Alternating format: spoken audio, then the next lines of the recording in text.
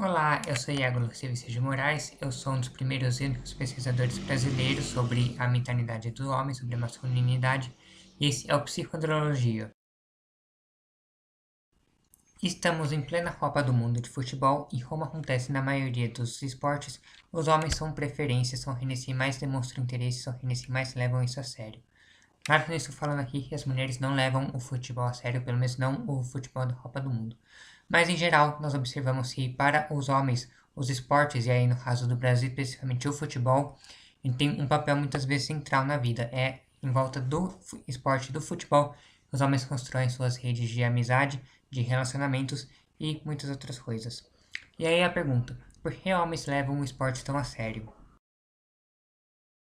Apesar da teoria da hegemonia de gênero, a teoria feminista dizer que o esporte serve como uma forma de segregar homens e mulheres, já que eles não competem uns contra os outros, e assim mantém a estrutura machista patriarcal, o que nós observamos geralmente é que existe uma diferença de preferência individual entre homens e mulheres, com os homens geralmente preferindo atividades mais competitivas, atividades mais agitadas, isso desde uma idade muito jovem, muitas vezes antes mesmo deles aprenderem a falar.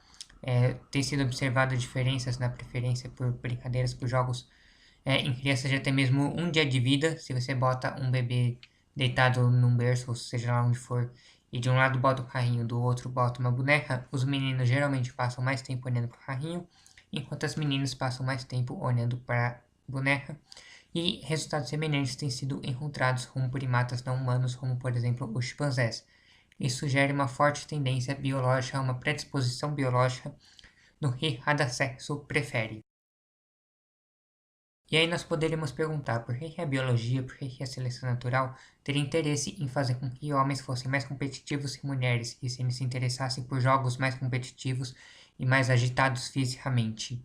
Uma possível explicação é que se nós pegarmos a grande maioria dos animais, o macho compete para poder ter acesso sexual à fêmea, enquanto que a fêmea ela simplesmente precisa esperar o macho sair vencedor da competição e arrasar com ele.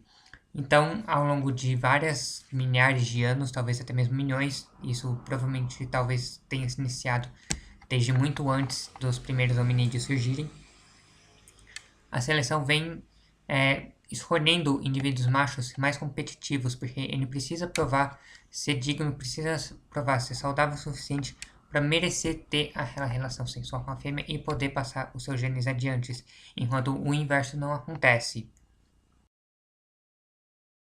Tudo isso só para falar uma coisa que muito provavelmente a grande maioria das pessoas já sabe, mesmo antes da ciência começar a se preocupar com isso. As mulheres preferem homens mais fortes, mais ágeis, enfim, homens vencedores, o famoso macho alfa. E aí os homens, obviamente, eles acabam também tendo o desejo, o ideal de se tornarem esses homens. Talvez por isso homens levem tão a sério as competições, eles queiram se identificar com esses homens competitivos, esses homens vencedores. E se você gostou desse vídeo, curta, compartilhe, deixe seus comentários e, o mais importante, se inscreva no canal para receber as atualizações, além, é claro, de me seguir no Facebook, no Patreon e, se possível, faça uma doação.